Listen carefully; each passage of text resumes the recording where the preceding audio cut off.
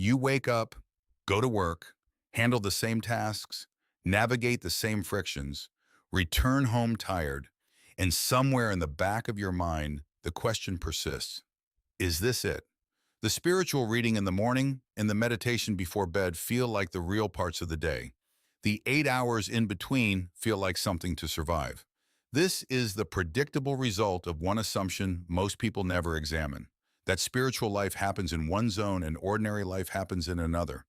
The prayer room is sacred. The office is secular. The morning practice is the practice. The work is just work. You are now living two lives and finding it impossible to feel whole in either. The frustration goes deeper than scheduling. The activities consuming most of your waking hours seem to work against what you are trying to build inwardly. A difficult colleague, an outcome that does not go your way, a project that demands more than it returns, each lands as evidence that the world is indifferent to your inner development or hostile to it.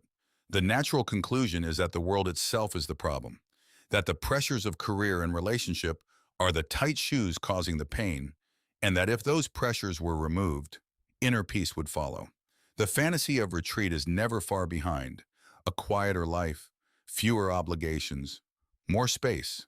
A beautifully painted cardboard chair works perfectly for display.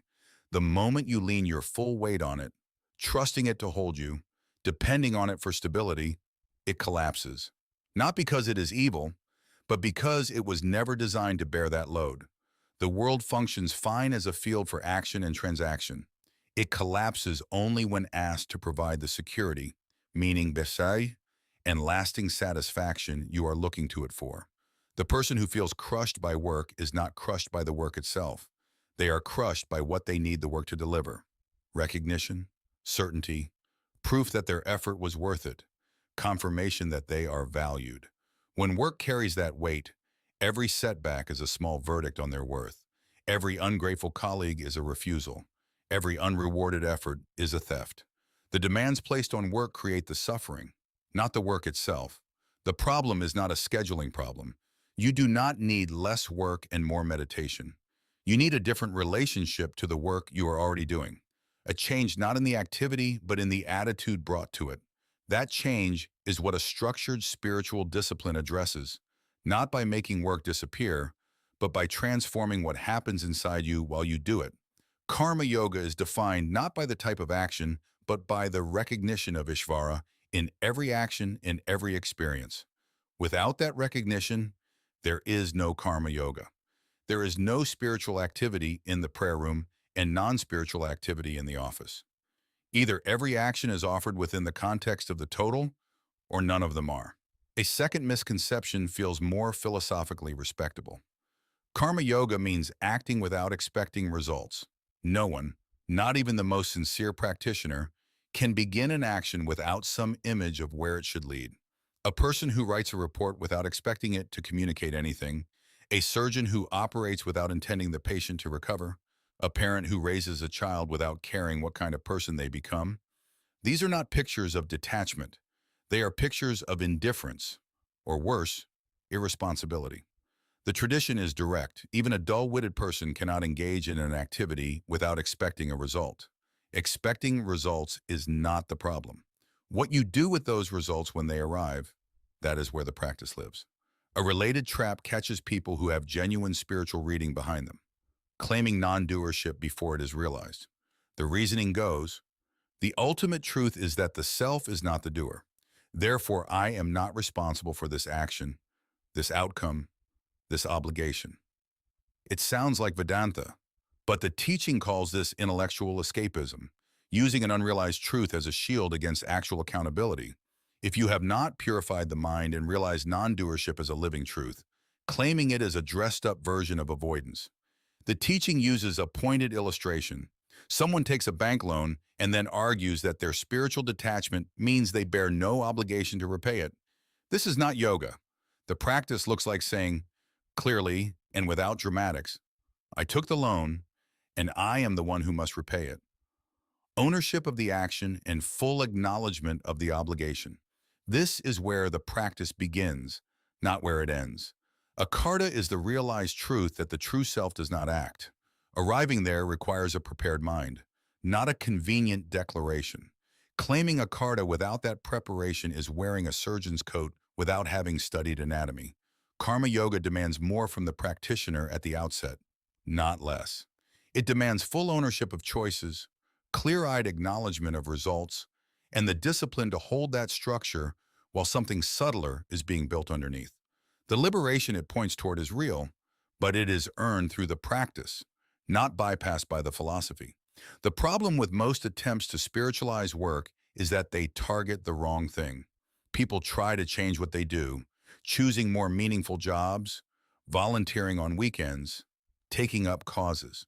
Karma yoga does not touch the what of action at all. It changes the why and the how. That shift, seemingly small, is total. Kaushalam is the trained capacity to perform any action in a way that does not bind you, does not deplete you, and does not leave you more anxious than when you started. Most people operate in a consumer relationship with their work. They go to the office, the kitchen, the studio, and they are asking, what will this give me? Satisfaction, recognition, security, meaning. The work is the instrument and personal happiness is the goal. The consumer mindset generates its own suffering, regardless of how well things go. Karma yoga inverts this. It converts work from extraction to offering. You approach action as a contribution to the total order, to Ishvara, the universal intelligence that coordinates all activity and dispenses all results. Ishvara is not a personality seated somewhere, evaluating your performance. Ishvara is the name for the total, intelligent functioning of existence itself, the order that governs seasons, consequences, relationships, and the ripening of all actions. To act as an offering to Ishvara means to recognize that your action is one thread in a fabric vastly larger than your personal situation, and to let go of managing that fabric as your private project. Citta is the inner instrument, the thinking, feeling, remembering apparatus that processes every experience. Shuddhi means cleaning. Karma yoga, practiced consistently, removes the ordinary static of a mind perpetually measuring what it got against what it wanted, not by suppressing feeling, but by changing the fundamental transaction so that the charge no longer builds. The result of this cleaning is samatvam, evenness of mind. A mind with samatvam can engage fully, work with complete attention and effort, and remain unshaken regardless of how the result falls. A musician playing in a large symphony orchestra is responsible for her single part, a phrase in the second movement, a sustained note that supports the harmony. She cannot hear the whole piece from where she sits. The conductor holds that.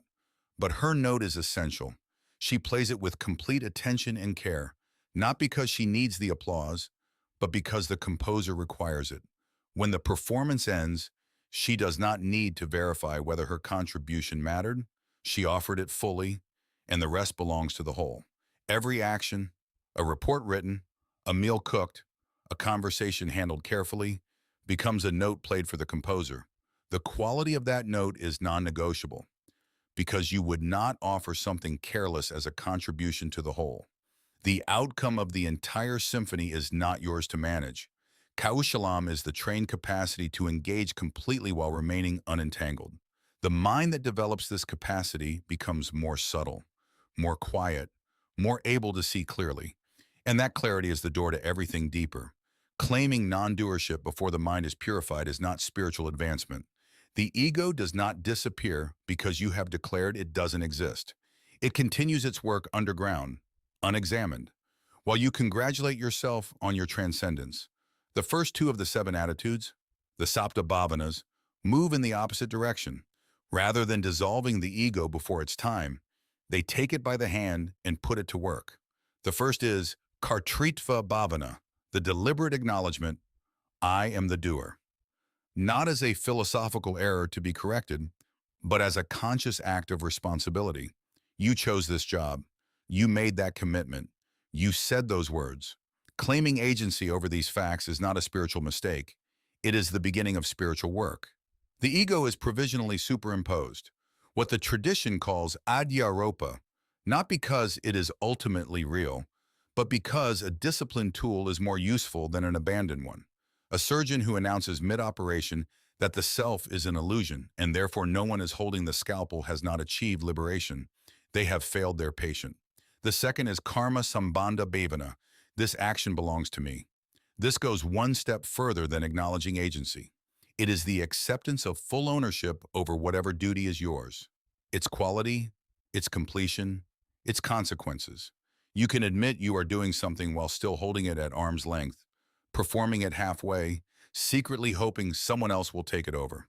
Karma sambandha bhavana closes that exit. The action is yours. The responsibility is absolute. Together, these two attitudes build the floor on which everything else stands. Without them, the remaining five bhavanas have nothing to stand on. You cannot offer an action to Ishvara that you haven't fully owned. You cannot receive a result with grace if you were never willing to acknowledge it was your action that preceded it. An objection arises. If the ultimate teaching is a karta, that the true self is the non-doer, isn't establishing I am the doer moving in the wrong direction? A karta is a realized truth, not a claimed one. Relying on an unrealized truth to avoid the discomfort of responsibility is avoidance wearing spiritual clothing. The ego must first be validated as a functional instrument, then disciplined, then purified, and only after that can it be seen through. You cannot skip step 2 because step 4 sounds more appealing.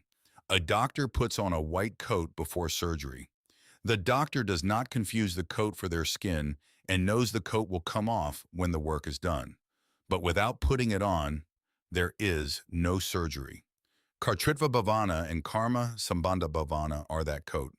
The self puts them on not out of delusion, but out of precision, to perform the work of purification that only conscious, owned, responsible action can accomplish. Agency has been claimed and responsibility has been accepted. Now the deeper question opens, what is the motive behind this action that you have so honestly owned? Ownership alone does not purify. A person can own their work completely and still perform it entirely for personal gain, anxious about recognition, deflated when ignored, energized only when rewarded. The third attitude addresses not who acts, but why. Ishvara arpana bhavana is the attitude of offering one's actions to Ishvara, the universal order, the total intelligence that underlies and pervades everything that exists. You still act and own the action fully, but the motive is now contribution rather than extraction. When your motive is personal gain, every action carries a hidden demand that the recipient acknowledge it, that the outcome reward it, that the world validate it. When the person you helped doesn't say thank you, you feel wronged. When the project you completed earns no praise, the effort feels wasted.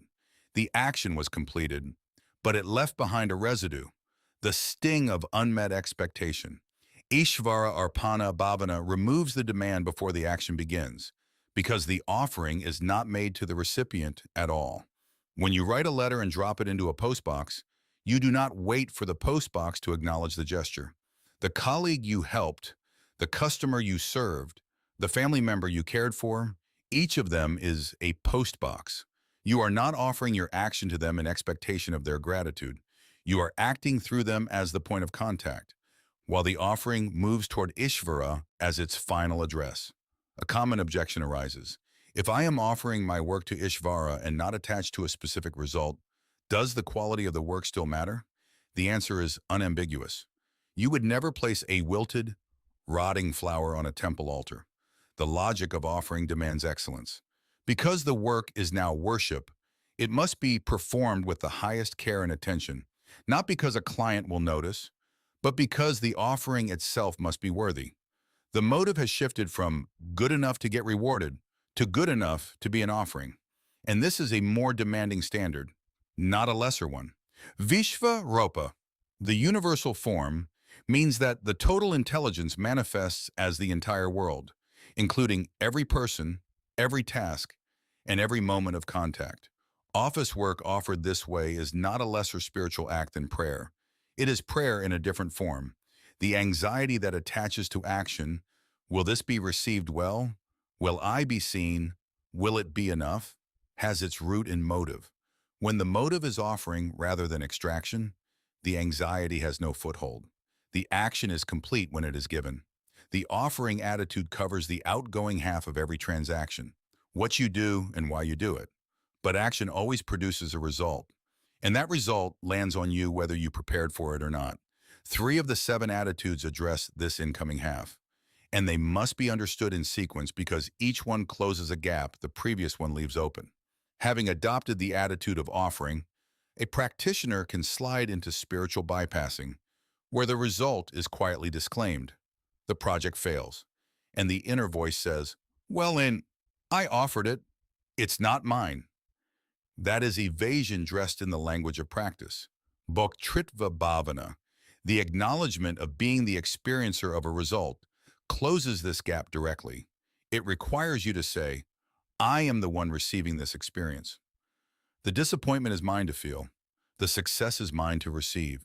The consequence is happening to me." You cannot purify a reaction you have disowned. A second gap is equally common. You acknowledge the result and feel it, but you experience it as random, arbitrary, or unfair. Phala sambandha bhavana, the acceptance that the result is directly connected to one's own actions, provides the corrective. No outcome arrives from nowhere. It arrives as the fruit of a specific action, shaped by factors that include effort, timing, environment, the actions of others, and prior causes that extend further back than this single attempt. The result was not random, it was precise. Refusing to accept the connection between your action and its fruit produces the feeling of cosmic unfairness, the sense that something is being done to you by a universe that doesn't care. That feeling dissolves not through resignation, but through understanding. Results are earned, always, even when the earning spans more variables than you can see. Understanding the law is not yet enough. You know the result is connected to your action. You feel the full weight of the experience.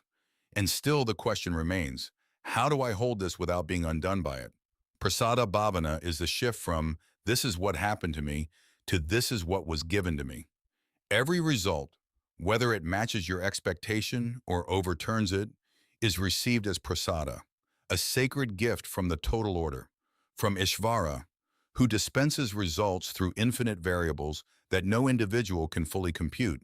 Prasada does not mean pleasant. Prasada is what is received from the deity, and what comes from the deity is received with a specific quality of hands. Open, not grasping. The result is accepted as precise and appropriate, not because you understand why, but because you trust the intelligence of the order that produced it. Consider a cricket match. The umpire raises the finger. You are out. You believe you did not nick the ball. Arguing with the umpire is futile. It will not change the decision, and it will cost you your dignity on the field. Ishvara functions as the universal umpire. The result has been dispensed based on an accounting that includes your effort, your preparation, others' actions, prior causes, and variables you cannot see from where you stand. Arguing, through resentment, self-pity, or blame, does not alter the result.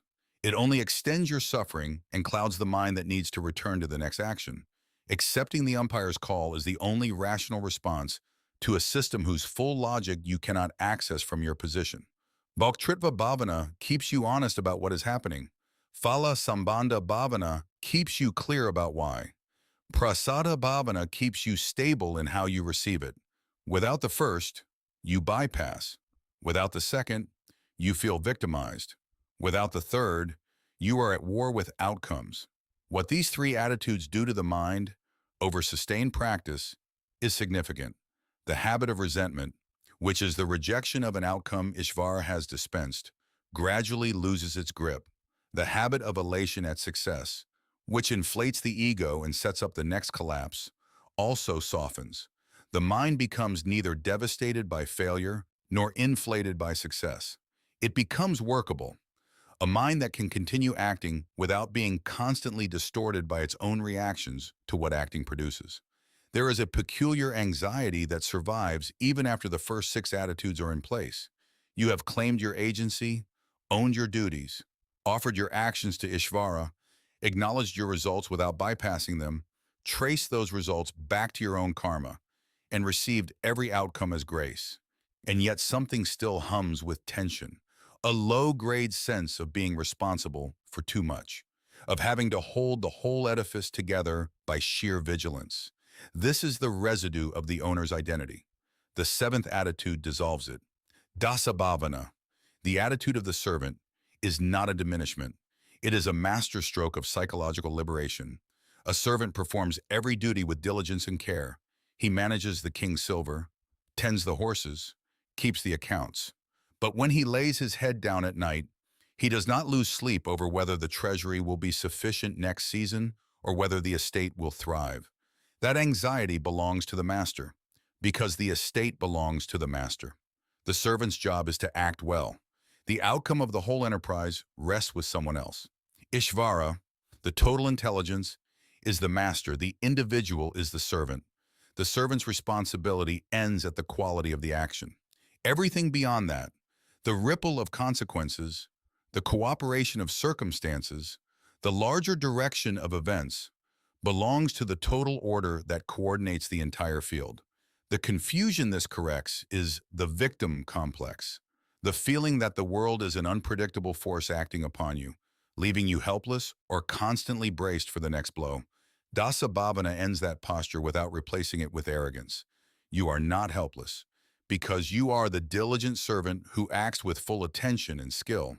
You are not the burdened owner, because the estate was never yours to manage alone.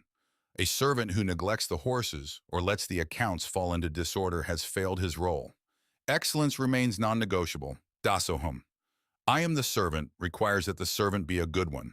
What Dasa-bhavana removes is the crushing weight of trying to personally guarantee outcomes in a universe operating on variables that extend infinitely beyond any individual's view. Every person who has lain awake at 2 a.m. running scenarios, mentally managing futures that have not arrived and may never arrive, knows this weight. The teaching does not ask you to stop caring. It asks you to recognize that this particular anxiety, the owner's anxiety about the estate, was never yours to carry because you were never the owner. Dasoham. I am the servant. The word I here still refers to the individual transacting in the world, the ego doing its work with full accountability. But that I now finds its security not in controlling results but in belonging to the whole that is already managing them. A servant who trusts the master's competence works with a lightness that an anxious owner never can. If the 7 attitudes are spiritually correct, why are they described as temporary? Why would something right need to be dropped? These 7 attitudes are correct relative to the confused mind that precedes them. They are not correct relative to the self that transcends them. They replace unhealthy patterns with healthy ones. But healthy ignorance is still ignorance. The soap cleans the cloth. But once the cloth is clean, you rinse the soap away too. If you leave the soap in, the cloth remains stiff. The 7 attitudes are the soap. What they are cleaning is the ahankara, the ego, the habitual sense of I that has spent years contracting around personal outcomes, demanding that results confirm its worth, collapsing when they don't. The ahankara is not a villain to be attacked. It is a tool that has been poorly trained. The Sapta-bhavanas retrain it. Kartritva bhavana gives it genuine responsibility. Ishvara arpana bhavana lifts its motive out of self-serving anxiety. Prasada bhavana stops it from turning every setback into a grievance. Dasa bhavana gives it a place to rest that is not contingent on outcomes. These are not small changes. They are a complete restructuring of how the ego meets the world. This restructuring is what Vedanta calls citta shuddhi, the purification of the mind. The mind has become genuinely subtle, less reactive, less entangled with results, less committed to the drama of personal winning and losing. A mind still thick with anxiety and ego investment cannot hold the finer distinction that Vedantic inquiry requires. It is like trying to thread a needle with shaking hands. The attitudes steady the hands. Citta shuddhi is the preparation for the goal, not the goal itself. The goal is self-knowledge, the recognition of what you are beneath all the roles you play, all the actions you perform, all the results you receive and lose. The 7 attitudes bring you to the door of that inquiry. They cannot open it. Only inquiry opens it. The seeker who tries to claim the witness identity before the mind is purified finds it is just a thought, a pleasant concept worn like a costume over the same anxious ego. The mind must first be made workable. The attitudes do that work. Every morning you sit at your desk and remember, this action belongs to me. This is my offering. This result is grace. You are not managing stress or cultivating positivity. You are dismantling the architecture of a mind that has spent decades insisting it is the center of the universe, that its efforts must be rewarded as it demands, that outcomes failing to match expectations constitute cosmic injustice. That architecture is what stands between the current experience of life and something the mind cannot yet hold clearly. The seven attitudes are how it comes down, one day's work at a time, the ahankara, used rightly as a tool through this practice, eventually becomes refined enough that a different question becomes possible, not how do I manage my reactions, but who is the one reacting? That question is the beginning of something else entirely.